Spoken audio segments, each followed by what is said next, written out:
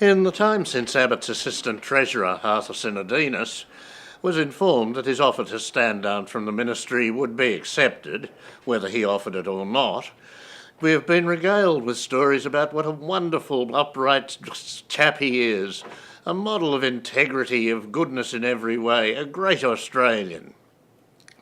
Except that the Independent Commission Against Corruption does not seem to see him quite that way.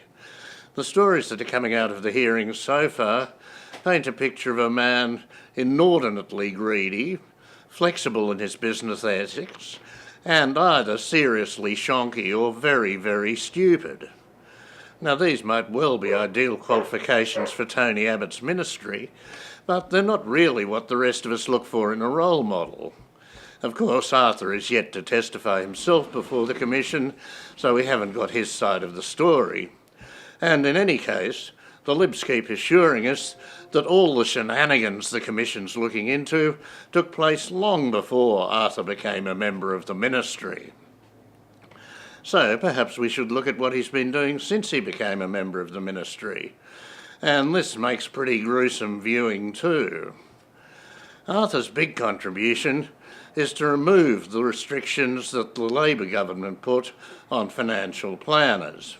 The advisors who tell the investors, the small investors, the people who are members of superannuation funds, what to do with their money. And Arthur thinks there should be virtually no restrictions at all. For instance, the advisors should not have to tell their clients if they're offering them advice or they're charging for it. And they do, of course, like wounded buffaloes.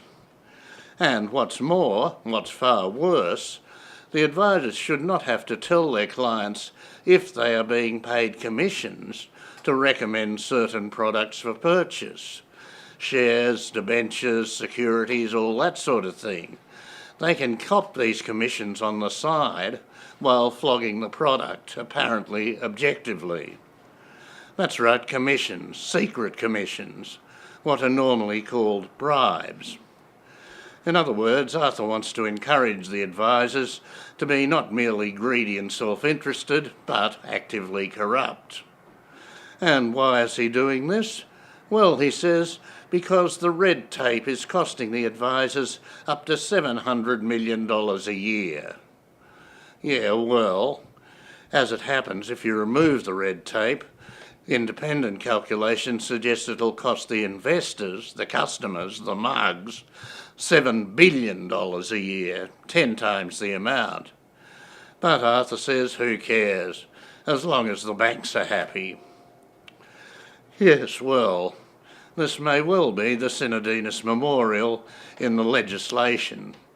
And a memorial needs some sort of inscription, so I felt a couple of limericks coming on.